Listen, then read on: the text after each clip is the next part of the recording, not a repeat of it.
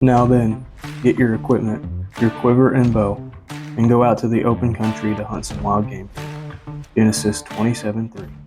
All right, everybody. Well, I think I am finally ready to get this podcast started today. So, welcome back to another episode of Kicking Feet Outdoors. I know it's been a while. We'll get into it why it's been a while, but I do apologize. But appreciate you guys tuning in and listening to this. This is Kicking Feet Outdoors' very first podcast titled Food for the Plot. And this podcast is going to be all about an introduction about Kicking Feet Outdoors. Like, where did Kicking Feet Outdoors come from? Who am I? What are we doing? And etc. So, welcome. Appreciate you guys. And you've been sticking with it for a while now. We've been through 2 seasons. And this entire summer will be kind of wrapping up season 2 of Kicking Feet Outdoors, and I'm excited to get that out of the way and start a 3rd season. So without further ado, let's jump into it. So never done a podcast before. This is all really new to me, and I've tried to get some things set up here and got another camera, so we'll see how this goes today. So bear with me. But I guess just to start things off, we're gonna really just deep dive into who I am, go back to the beginning, and should be pretty simple. Just try to give you guys a story that without boring you guys to death. So first off, my name's Garrett, and I'm the founder, owner, whatever you want to call it, of Kicking Feet Outdoors. And that is 2 R's and 2 T's. And if you're not spelling Garrett that way, then you're probably wrong. I'm just kidding. But yeah. Wow, it's been a journey so far, and there's a lot of things in the works, so I'm excited. Let's see, I grew up about 5 minutes away from the farm, just in a little small town where my parents are from. And my parents bought the farm when I was about 4, and we moved to the farm, actually, in the town that I was originally from. As a really little kid, I can remember my dad coming back from hunting, being dressed in camo from head to toe. He'd come back from duck hunting or deer hunting or whatever. I very vividly remember one time him coming back, and I went outside. I was probably only 3 or 4, and he had shot a buck. He had already dressed it out and everything else. But I just thought that was so cool, and from the very start, I just really fell in love with hunting in general, just being an outdoorsman, a conservationist. And my mom actually talks about, and she'll be on this podcast at some point or another. Eventually we'll get into having guests and whatnot, but she recalls going up to the lake duck hunting with my dad and all his buddies, and she was pregnant with me. So I guess you could say that I've been hunting since before I was even born.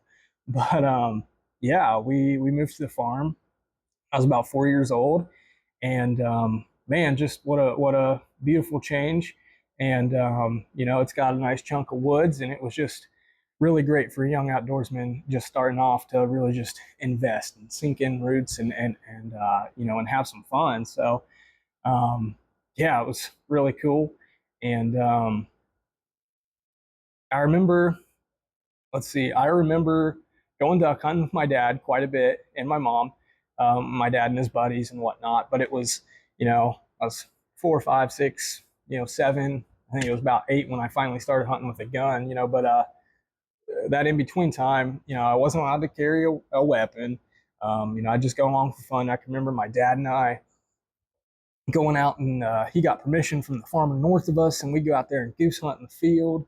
And I remember going deer hunting with him, and just having such a ball. And actually, I'll just go ahead and jump into the story now. I remember my very first deer hunt. The Christmas before, my parents had gotten me my full set of camo, a little camo fanny pack. Actually, they got me a little youth archery or a little youth bow. And, I just remember that off season, it went by so slow. I was just so excited to finally go deer hunting, with my dad.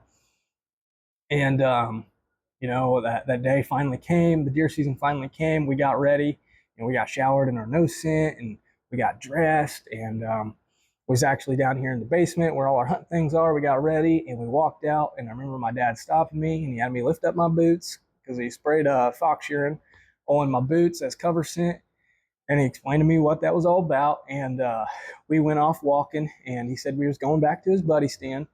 And I remember, just my first experience hunting ever, deer hunting. And I remember him telling me, he's like, walk with your heels first and then follow through with your toes, that'll make you quieter and whatnot. And we just took our time, finally got to the buddy stand. And he was like, well, you go ahead and get on up there and I'll be behind you. That way, if you fall, I'll catch you. And we got up to the top and he's just telling me to whisper and be real quiet and whatnot. And man, it was just so cool because I remember we got up to the top, he got up there and he's like, all right, you go ahead and sit down and be real quiet. And he said, um, if you see anything, you just tap me on my shoulder. I'm going to go ahead and unpack my pack. I said, okay. And I kid you not even, probably not even 60 seconds had passed. And I'm looking straight ahead. I'm just looking, I'm, watching for deer. And right, not 20 yards from where we had walked down the path, I was in this big, thick brushy area. And a fawn and her mama were bedded down in that brushy stuff. And wow, the fawn stood up. And I just saw this little head, two youths making eye contact, and I was like, oh my goodness. I remember I tapped my dad a couple of little times and he kind of swatted my hand away. There's no way I've seen a deer already. No way. And I tapped him again and he said, what? And I said, Dad, there's a deer. And by that point, the mom and dad had stood up too. And he was like, oh, crap. And wow, that just really started it, man. That was just so cool. What an experience. We got done with the hunt and we walked back and sat at the fireplace and, told my mom and sister the story. And, I think I was probably 6 or 7. And wow, that was just fascinating. It was so cool. So moving on, I think the first real taste of any hunting I had was probably waterfowl hunting up at the lake, which was an absolute blast. I remember going up there to the lake. My dad's got I don't know, maybe I don't even know how long. He's got a camouflage boat. He's got his decoys and whatnot. I remember going up there with him and his buddies. And again, this was before I was allowed to carry a weapon. I hadn't been through hunter safety education yet or anything like that. And it's just so cool. Those beautiful sunrises in the morning. There's nothing like it. The smell of coffee, 5-gallon bucket full of candy bars, which is every kid's dream, And I just remember having my little face net on and ducks flying in, coming into our spread. And there was times I remember my dad's buddy sitting next to me or whatever, and I remember them shooting, and I could feel empty shotgun casings hit me in the face and whatnot. And that probably sounds terrible, but man, what a blast that was. It was just so fun, and yeah, so I think I was probably about 8 years old when, my dad finally said, hey, you're old enough. Let's go get your hunter safety education done. So we went and did that. And I think if I remember correctly, I scored an 88 out of 100 on it. And so that was really cool, it was an all day thing. We sat there and did our education and they served us lunch and whatnot, a bunch of old timers around. And that was just awesome, finally got that check marked off my list. And I remember my dad, he had a couple of guns that was passed down to him that he passed down to me, which was just really cool, that I still have.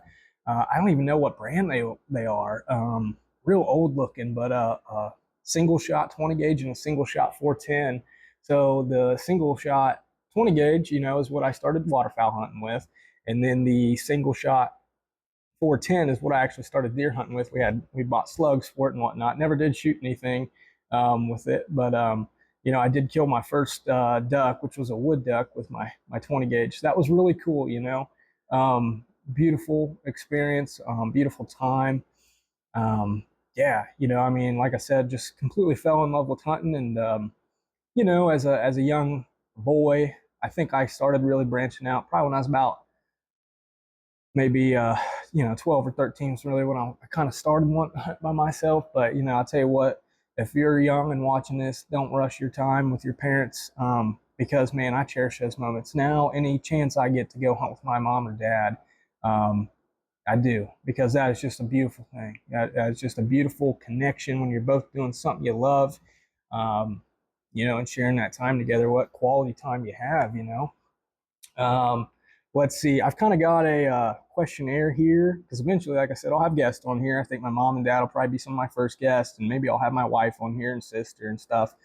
So I've got a bunch of like stories and questions, eventually that they'll go through and mark down some notes, and then they're prepared when they're on this podcast and whatnot. But yeah, let's see. I guess we'll just jump into my first deer uh, harvest story. Actually, let's go back a little bit to the first time I ever shot at a deer. So that was actually here on the farm, and over by the pond, there's this little thicket. We call it the south thicket. There's just some hackberries in there and some wild cherries and whatnot. And it's probably one of my mom's favorite spots that she likes to hunt. And before it was all overgrown, I remember we sat in there, and it was probably one of the youth gun seasons here in Ohio. And yeah, I remember I had my mom's. I think it's a Winchester, but it's a pump 20 gauge. I had slugs in there and whatnot. And man, what a cool morning! It was beautiful. There's no blind in there, nothing. We just sit on chairs or stools, and wow, it was so cool. We're sitting there, and I just remember looking up. My dad kind of nudged me. There was a deer. Well, it was a little fork. A little like 4 point buck, and man, he's like 5 yards away from us, staring me in the face. And as quietly as I could, I've always been short. I am 5'3", 5'3", maybe 5'4". I'm a pretty short dude, so even as a kid, I was obviously really short. So I didn't have much room to stand up, which was great. Stealth mode. But I remember I stood up, and his buck is just staring me in the face, and he starts stomping, and I had no idea why he's doing that, but they do that when they're trying to get you to move and whatnot. But he's staring at me, and my dad's just wondering why I ain't blasting this deer away. And because out of the corner of my eye, I can see this buck, and he's probably maybe 30, 40 yards away. And I'll tell you what, I mean, as a kid, maybe my imagination blew it up, but whoa, I mean, all I could see was points. I mean, the buck, you see this buck up here, this is my mom's biggest buck. And I swear as a kid that this buck was bigger than that. I mean, he's huge. And I was just like, whoa, And that's a deer I want to shoot. Well, that little buck, he got tired of standing there, and he took off running. He blew and took off. And that other bigger buck, he kind of trotted away just a little bit, maybe another 20 yards. And this was open sight gun. I just put the bead on him, and I shot, and didn't get him, but that was my first experience with actually shooting at a deer, and that was just mind blowing. It was so cool. I was devastated, because I didn't get them, but live and learn and whatnot. So that was really cool. So moving on, I harvested my first deer when I was 11. I remember the day like it was yesterday. It was December 18th, 2011, and young boy, I'd actually been kind of bickering and mouthing off to my dad the day before too, and we were kind of not speaking very much. And you know, it was the it was one of the years where we had the second little shotgun weekend here in Ohio. So it was just a little 2 day thing, Saturday and Sunday thing, and this was on a Sunday. And I remember, we come home from church, and snow on the ground, and we had a blind out in the front overlooking our front field, and it was such a hot spot because it's just this little 10-acre crop field, and every night we'd see 10 plus deer, walk that entire stretch. It's about 400 yards long or so, and they'd come through and then come to the other thicket. Well, I knew it was a hot spot, and I remember I just kind of shuffled my feet up to my dad, and I said, "Hey, you want to go hunting?" He said, "Yeah." So we went out, and actually took my mom's other 20 gauge. It was this black 20 gauge again. It must have been a Mossberg, but it had a scope on it. And I thought that was great because I was like, ain't no way I'm shooting deer with open sights. And, I was playing Call of Duty and whatnot. Scopes were the thing, you know what I'm saying? So we got out there, set up, and this was when I was I've never been real big into video games, but this was at a time in my life where I was just so impatient, You know, I'd get tired of sitting there, get cold, whatever. So I actually would take my little Nintendo DS with me if we were sitting in a ground blind, and I had a Call of Duty game for it, and you know, I'd just keep the volume off, and I'd sit there and play that, and you know, it did help out a lot, especially until I started to really get into reading books. So then I started reading when I was out in the ground blind. But anyways, we sat there what seemed like forever, and man, I think there's probably only like 45 minutes left of legal shooting night. And you know, first deer finally pops out of that other thicket, and you know, Dad taps me and he says, "Hey, there's deer." So we get ready. You know, I've got this little shooting stick. I've got the gun set up on it, and those deer, they moseyed out about 300 yards for what seemed like forever, and they finally, you know, just kept working across the field slowly, and you know, they're just picking at corn and whatnot. And you know, I had figured out which was the biggest deer. It was this big old nanny doe, and I said, okay, that's the one I'm going to shoot if I can. And she finally got within 100 yards, and there was 2 minutes left of shooting light. And I remember, you know, that was a pretty good stretch for that 20 gauge, but I remember my dad, he whispered, he said, you know, and line it up with the vitals, but put it about an inch above her back. So that's what I did, pulled the trigger, and she ran right 20 yards and just piled over, you know. And I remember high-fiving my dad. I actually dropped the gun, and but what an experience, you know. I finally harvested my first deer, and we got out there and you know, got her dressed up and whatnot, and measured it off. She was at like 93 yards, and I double lunged her. You know, you could see the blood trail where the blood was spraying out, and so that was just, you know, it was a good shot, and what an experience that was. That was really cool. Very, very, very awesome experience, and I actually recovered the slug because it didn't completely pass through. It actually got lodged up in her opposite side rib cage. So I actually still have that in my gun safe, this smushed up slug, and that's really cool. Let's see, what do I want to talk about next? That's kind of the hunting side of things. Trapping wise, I've been trapping for a really long time. I feel like since I was probably like 6 or so. I can remember my dad. He'd run his trap lines early in the morning before he left for work, because he had to be at work like 6 or 7 o'clock in the mornings. So he was there really early. So we'd run traps really early in the morning, probably about 4 o'clock or so. I remember it always being dark, and you know, he'd come and wake me up, and I'd throw on some outside clothes, and we'd hop on the foiler and run the trap line, and I'd hold the flashlight for him. And so that was really cool. I really got into trapping from a young age, and completely fell in love with that. It's always been such, it's always been a really cool thing to do, you know. Um, there, you know, a lot of people talk about the fur market really just decreasing, and I tell you what I've always told other people. And this is the God's honest truth. I am not in it for the money. I do trapping because I love trapping. It's just, it's really fun. So yeah, been trapping for quite a while. The first time I ever set a trap was actually um, out in the pasture, and yeah, we had a mulberry tree out there. It was during the summer, and you know, there was coon poop everywhere with mulberry seeds in it. And I, you know, asked Dad if I could set a trap. He said, sure. You know, that we can't kill it. You know, it's out of season, but we'll let him go. You know, move it to a different part of the farm.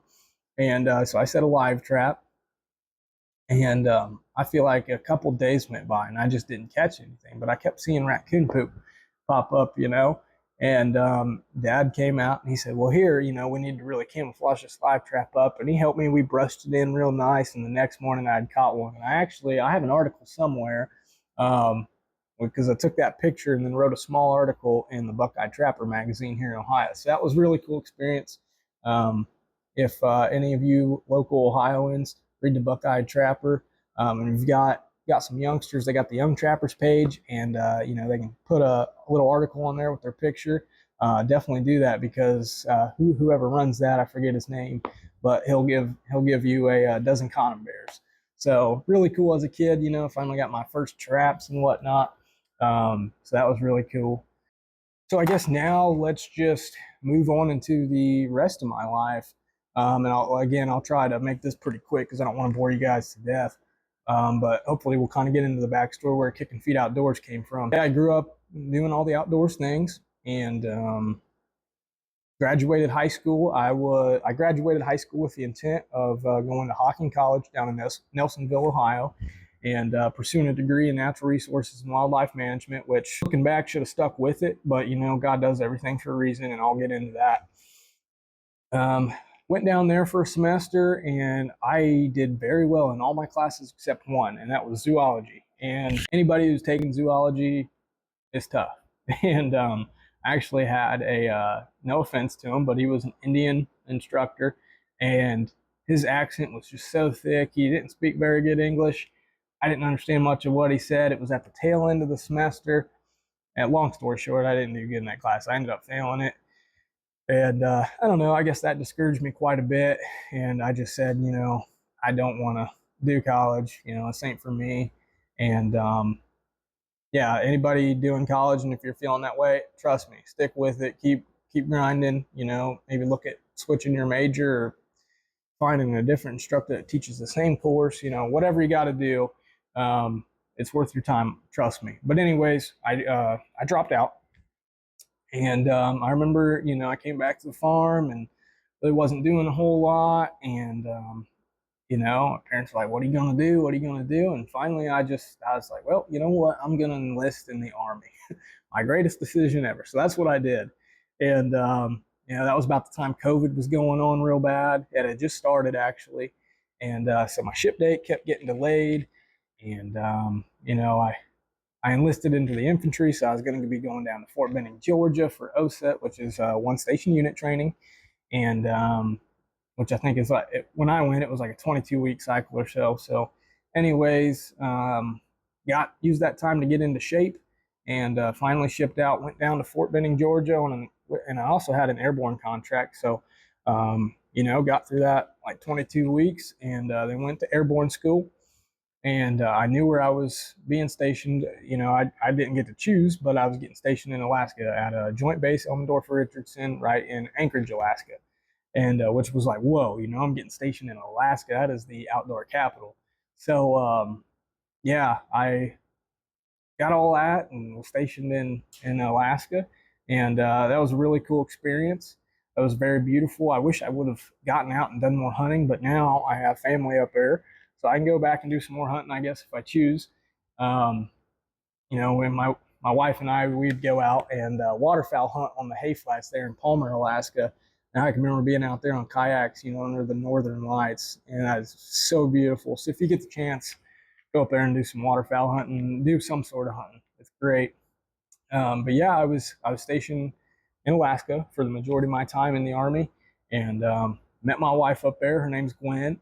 And we met, got married 72 days later. We went to the courthouse and didn't tell anybody. Yeah, I got married, and I was medically discharged from the Army. Had a couple bad concussions, so that's kind of where that went. But I will be the first to tell you that if you're in the Army and you're kind of thinking about, maybe you want to go airborne, maybe you want to go snag an airborne contract, do it.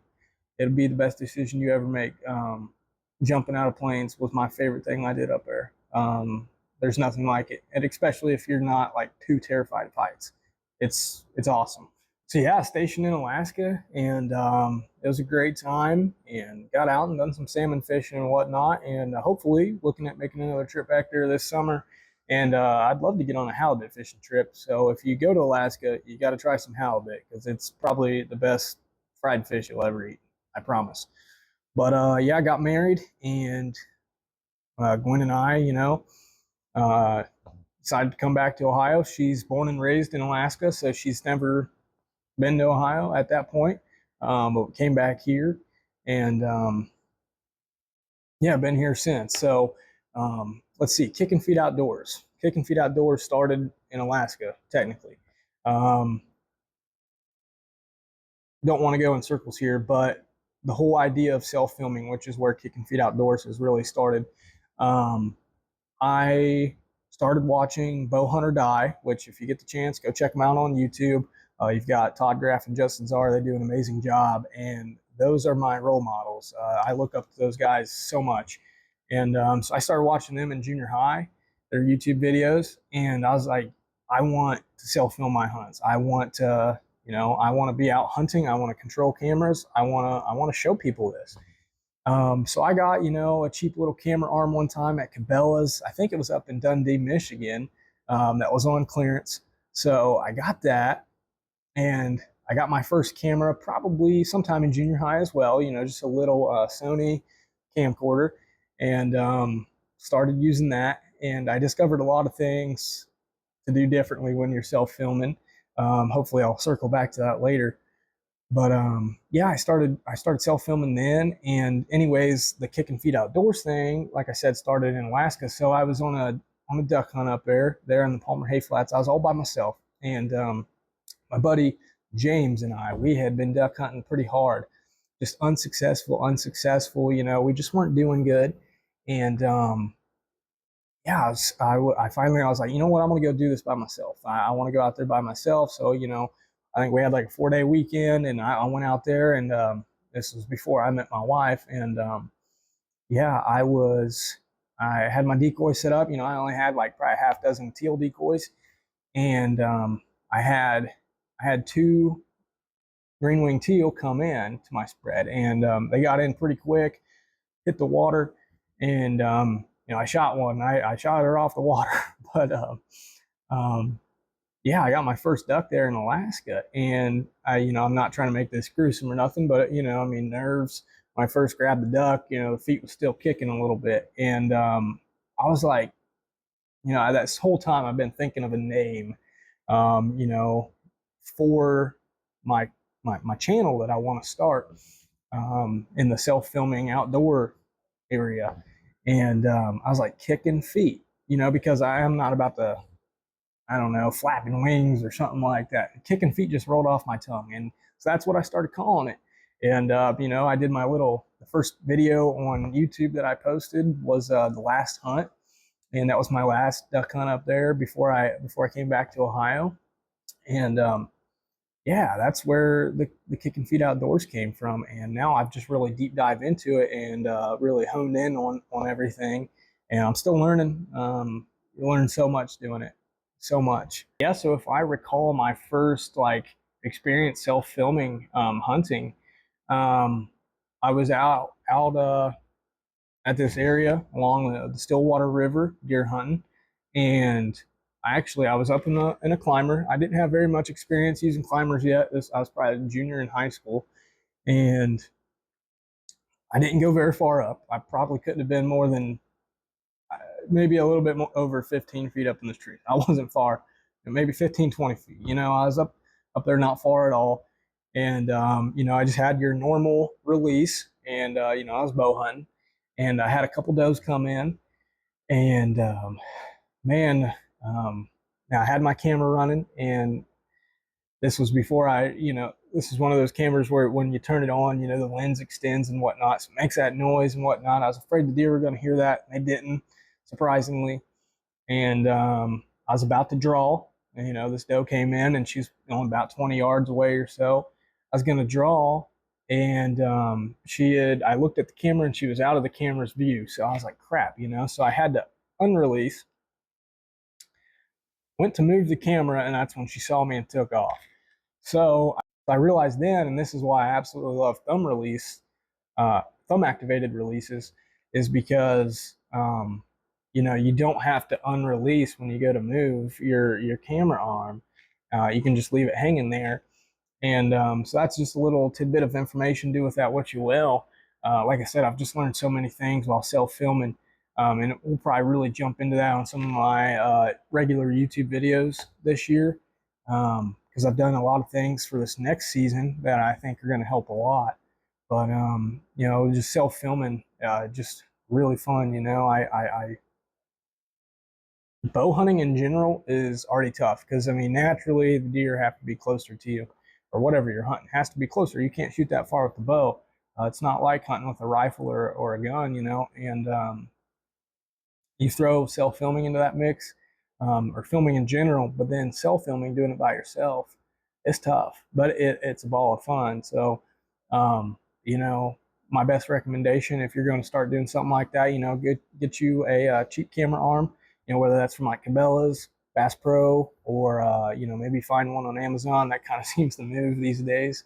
And yeah, just start getting into it. Find you a cheap camera and start working with it. It's cool.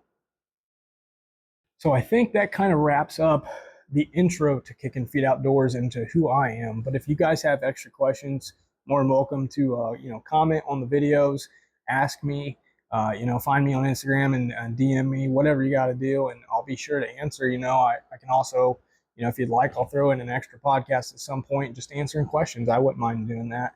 But let's see here. I'm going to try to go through some of these questions on my questionnaire and maybe throw some of this information out for you guys, just some stuff that you might like to know. So let's see here.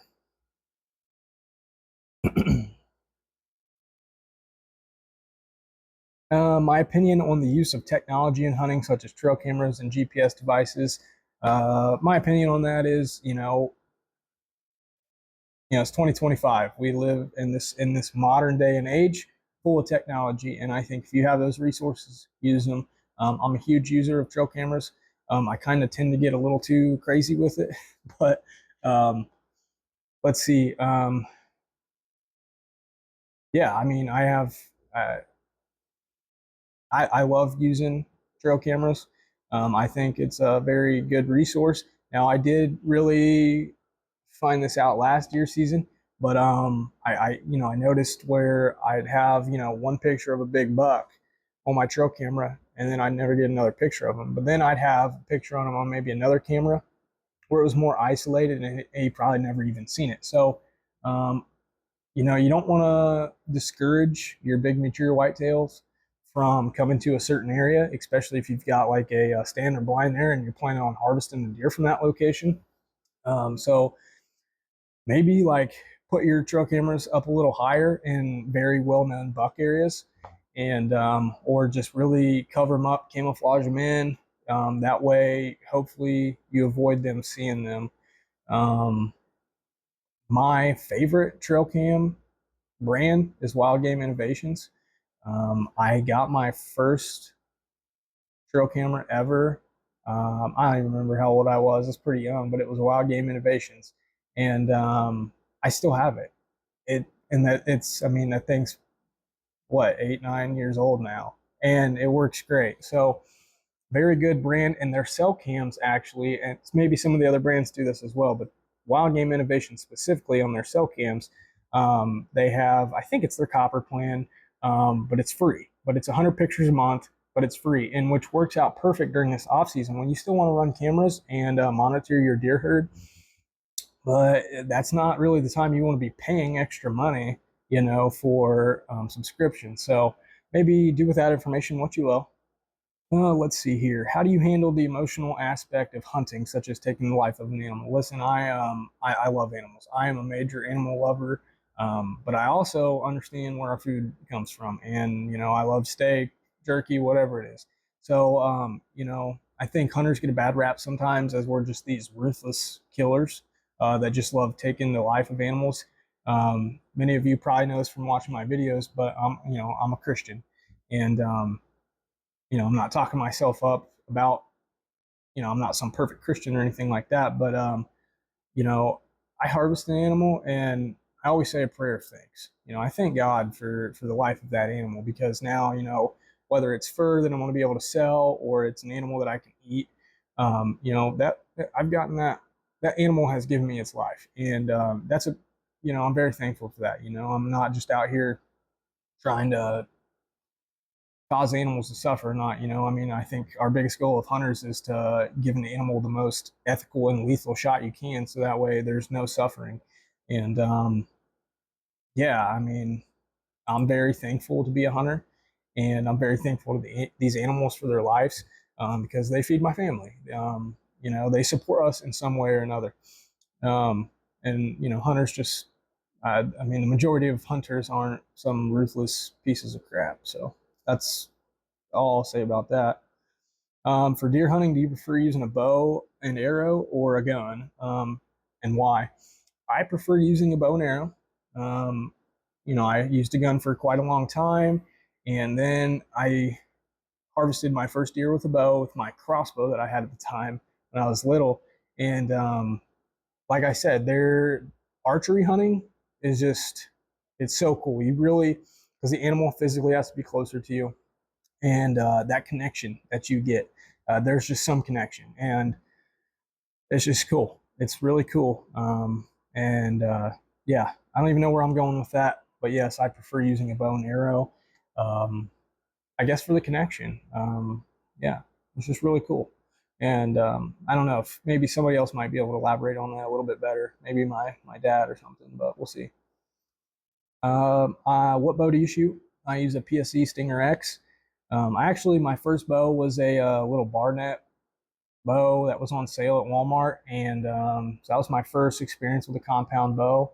And got that set up. I never shot anything with it, but then eventually later I got the upgrade for Christmas, the PSE Stinger X, which I've been using since. And I don't have anything bad to say about PSE. I don't have anything bad to say about other brands either because I don't have any experience with them. But my PSE has been great, and yeah, I love it. What is your favorite hunting season and why? Man, that's a close one, but I would have to say deer hunting season. I love hunting everything else, but hunting deer, hunting whitetails, there's just nothing like it. It's so fun, that chase.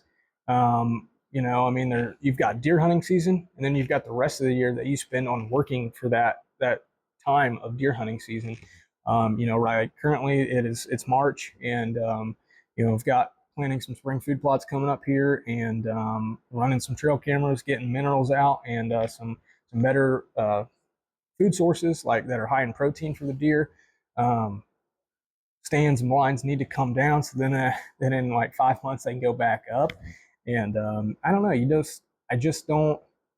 There's really not an off day for deer hunting, and I thoroughly enjoy it because every year I find something that I can improve on. Like, okay, that stand didn't work out there because of this, so then I need to move it here. Or whatever it is. So yeah, love deer hunting. I love it. It's so fun. What is your all-time favorite hunting memory? My all-time favorite hunting memory would definitely be my very first deer hunt ever with Dad. That was really cool. Um, yeah, that's all I'll say about that. What is your funniest hunting memory? So looking back, it's funny, but in the moment, it was not funny at all. Sometime later, after that first deer hunt, back in the buddy stand with Dad, and I remember being a real cold morning, and because I actually had this camouflage sleeping bag, and I'd get really cold easily, and so Dad actually, washed it in no scent, and then I would pretty much stand in that sleeping bag, pull it up around me, and then sit in the buddy stand all cozied up. And I remember this is probably only like a 6 or 7 point buck. He's pretty small, but he came walking down the trail, and I begged and begged and begged my dad to shoot it. And he said, he's not big enough. I can't shoot him. And as a little kid, I just couldn't understand why. And I remember the minute that deer was, out of our sight, I just cried so hard. I was so devastated. I just could not understand why he couldn't shoot that deer. Um, but looking back at it, it's funny now to think about because it's like, now I understand. Um, as a kid, it wasn't funny though. But anyways, laugh at that or don't. um, how do you stay safe while hunting, and what precautions do you take to prevent accidents or injuries? So this is something. So I grew up. Um, my mom and dad, they always had me in a safety harness, and so seriously, this is something to take very seriously, especially if you're a younger one watching this, or if you're someone that doesn't use a safety harness. Please heed my advice. But for the longest time, while I was little, I had a safety harness on, and then I got to the point where I started hunting without my dad. And I'll be honest, I was kind of sneaky. I'd pack my safety harness, but I wouldn't wear it, and that was really wrong of me to do. I've seen way too many stories of accidents that could have been prevented, especially while in the stand, while hunting and whatnot. That thing will save your life. And, especially now I've jumped out of planes and stuff. I mean, safety equipment is of the utmost importance. Um, so now I mean, when I got back from the Army and got back into deer hunting again, um, I've worn a harness every time, and that is just it's important to do. Um, it's not worth risking your life by not wearing one of them. No matter how much experience you have. I mean, I think about all the time how many years I didn't wear one and I was fine, but you need it. I promise you, you need it. So wear one, please. Let's see. What was the most embarrassing moment you've had while hunting? Again, one of the times hunting in the buddy stand with Dad, and I was known to be a sleeper. I'd always fall asleep while hunting. I'd fall asleep in that buddy stand, sitting next to Dad. He was all warm and whatnot, and I fell asleep one time, and I guess we had deer come in. Dad told me the story later, and we had deer come in, and he kind of nudged me to get me to wake up, and um, I didn't wake up. I talked in my sleep, and I babbled something um, that wasn't. Nobody knew what I was saying. Um, I don't even know if the deer ran away or not, but there I was babbling in my sleep in a deer stand of all things. Like, goodness gracious. All right, up next, considering trapping here, what is your most memorable catch and what did you do differently that helped you towards having a successful trap set? So to this date, I don't know if my dad has ever caught a mink. And here in this part of Ohio, we don't have a whole lot of mink, especially on the farm. The habitat's not the greatest for them. But we'd occasionally see one from the deer stand and whatnot. I actually saw one this past deer season, which was really cool. Because every trapping season, I try to take, the year I trap mink, I'd take the next year off from trapping mink and actually switch to muskrat and then just keep going back and forth between those, hopefully to, not kill out the population. But I remember down along the southern part of the farm, I actually saw this spot in this foxtail grass where there was kind of like a little hole going in, and I remember I told my dad, I said, "Do you think that's a mink?" And he said, "No." He said, "I bet it's a bunny, it's a rabbit." And I remember thinking, man, I don't know, I bet it's a mink. And he was like, "Well, you can set on it if you want." So I set a conibear on it, and I don't know, maybe a week or so had went by. We were checking the trap line and got down there, and what do you know? There's a mink in that conibear. And my dad and I hugged and high fived because that was just so cool seeing that and being successful in doing that. And so, what did I do differently that helped towards having that successful trap set? Trapping is all about keeping your head on a swivel, keeping your eyes open. Your mind has to be open to all the possibilities of things, because if you look at one spot and you say, and you're trying to catch a raccoon, and you get down to that spot and you say there's no way that's a raccoon, it's something else, you'll never catch a raccoon there. Trapping is all about, how do I want to say this, if you don't set on something, then you're 110% guaranteed to not catch some. So set the trap, keep your mind open. Let's see. My all-time favorite waterfowl hunting memory. So that'd have to be out here in the field. This was before I had a gun. I was still pretty little. I remember Dad and I being set up, and we don't have, or at the time we didn't have any layout blinds or anything like that. He just had a pretty good set of goose decoys for out there in the field, and I remember we had the four-wheeler and this little garden cart hooked up to it. We had all our stuff in there. We got set up out there, and I actually remember my dad had taken an old layout like beach chair, and he had spray painted it, and so that's what he was sitting on. I remember sitting in the corn stubble. I actually took one of the decoy bags and held it over me, and my job at the time was to take the goose flag and go up and down with it, whatnot, when we saw geese. And I remember we heard geese, and then we could see them coming. It was this real big flock of geese. So I did my job, and they came right in, and Dad shot his 3 shells, and geese fell down. He's like, "All right, let's pack up, let's go get them up, and we'll go get them cleaned up and be done for the day." And I don't even know how many he shot that day. in those 3 shots, but it was quite a bit. I remember we got everything picked up, all the decoys picked up, we got the birds that we had found.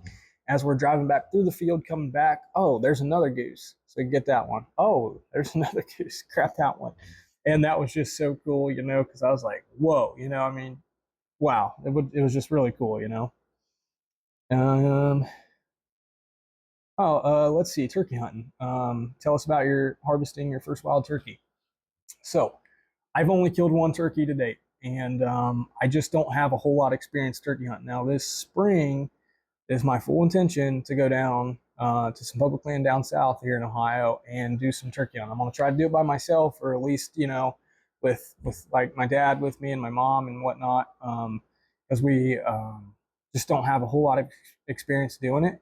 And but anyways, my first turkey, my dad's got our family friend Earl, great people down in Hillsboro, Ohio, and invited us down. I think I was like 11 or 12, and we went down there, and or the first year, that was like the first year that we went down there. It might have been a couple seasons later when I first killed my first turkey, because I think I was in junior high. But actually, it was kind of non-traditional. Killed it out of a shoot house, is what we called it. This big like homemade blind on a platform. Yeah, I mean Earl is an expert turkey hunter. He's phenomenal. Knew the birds were in the area, whatever, and I think we had a hen decoy out, and we had this Tom come in, and he's probably 15, 20 yards, and let him have it. And it was pretty, not much to it. I killed my first turkey, and so that was cool though. I Turkey hunting is the next best thing compared to deer hunting, because I mean turkeys, as most of you probably know, I mean they can see in color, and so when you're turkey hunting, I mean, you got to be so still, and you just got to be on your A game. And so it's really cool, and I'm looking forward to it this spring. I've got a whole list of stuff I'm going to try to buy for turkey season this year, and birthday's coming up. I'll be 25 here in April, and so I'm going to ask for some turkey hunting stuff, so we'll see how that goes. Let's see here. What is your favorite game meat to cook, and how do you prepare it? Honestly, I'd have to go with deer steaks in general. My dad, whenever we're processing our deer, he'll cut out the back straps, and then he'll cut them into pretty thick pieces and then butterfly them, kind of like, pork chop or whatever. And I love taking those. And my favorite way to season steak is to, hit it with a little bit of olive oil. I usually salt it just pretty lightly, and then I throw on a steak seasoning of some sort. I have found that I really like. You can find like a prime rib seasoning. Use that instead. It just tastes great. Put that on there, and then fill in the gap with some garlic powder. Garlic powder is the way to go. Sear it on a high heat, and then just a minute or so on each side on a medium to low heat. And if when it comes to like deer meat or duck meat, like you need to leave that pink on the inside, otherwise you're going to get that gamey taste in there. But yeah, that's pretty much it. It tastes so good, you know. Um, let's see. Almost done here, guys, with the questions. I'm just trying to give you guys some more stuff. What advice would you give to someone who's new to hunting and wants to get started? YouTube is probably your best friend. Start watching videos. Amazon is your next best friend because you're going to find cheap stuff on there. Get your hands on some cheap camo, or even Walmart's usually pretty good about cheap stuff. Because you might not end up liking it. So I wouldn't spend a ton of money on it. And find somebody that you can watch. Find somebody that that hunts. Say, hey, can I go along with you and watch you hunt a time or two and see if you like it, and go from there. And that'd be my best advice, because you might not like it. Who knows? But you'll know. You'll know. I promise. Yeah. That's pretty much a wrap on those questions and whatnot. So we'll really deep dive into those when I have guests on the podcast. Again, this is just the first one, so just trying to give you guys some stuff to watch and listen to here. So I'm planning on, this is going to go on YouTube, and then I'm going to also cut the audio, put it on Spotify is the plan. I don't really have a whole lot of experience with Spotify besides listening to music, so we'll see how it all goes. this will be like, well, we're in season 2 of Kicking Feet Outdoors currently, and so I've got a lot of stuff coming up for you guys. Circle back from what earlier. The reason I just really haven't had anything posted, my wife and I have been in the middle of moving these past couple of months. It's been a heck of an experience, and yeah, we've just been so busy getting moved. I went out rabbit hunting. I had intentions of, hopefully a successful rabbit hunt and posting a video with that. And I went out once. Yeah, the season ended February 28th. I went out once, had my wife film for me, and it was just a real kind of dreary day. I saw 2 rabbits. The one I saw out and about and I shot at, missed, and the second one I busted out of the brush. But when I say I kicked this ball of brush 3 times, it was I did, and it was the 4th one when that rabbit finally come out. So they were holding real tight that day, and it just I didn't get that one either. And I haven't really had a whole lot of success with finding sheds. I actually just had a picture of my cell cam like a day or 2 ago of a buck down in the bottom, and he still had his antlers. So some of them haven't even shed yet. And most of the bucks in this area don't really live here on the farm, so it's kind of hard to find the sheds around here. So I do apologize. I know I haven't really posted anything, and I just haven't been successful. And I don't want to post a 15-minute long rabbit hunting video with no rabbits on it, so that's kind of that. But yeah, I'm really looking forward to everything coming up. So I've got this podcast started. We've got spring food plots coming up. I started doing some prep work. I'll let those videos do the job of explaining all that, but I think we're looking at burning the CRP field, which would be awesome. I really love doing controlled burns. It's a whole lot of fun, and just a great way to for your grasslands to thrive. And yeah, let's see.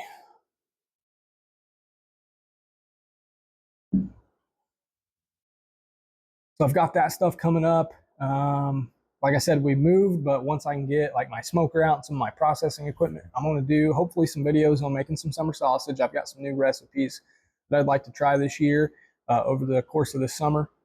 And some fishing videos, I hope. I haven't ever posted any fishing videos, so I don't know how it's going to go. But I want to show you guys everything outdoorsy, from my perspective. So I'm hoping to get some fishing videos posted. I know it's a big thing during the summer. My dad and I like to go down to the pond, late at night and catfish with, shrimp or hot dogs or whatever. So looking forward to that. I don't know how that video turned out, but I'm planning on doing that, just setting some tight lines out there and catching some cats in the farm pond.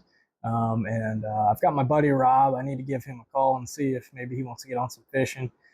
He lives up at the lake, so we'll see how any fishing videos go. But I'd like to do that for you guys as well.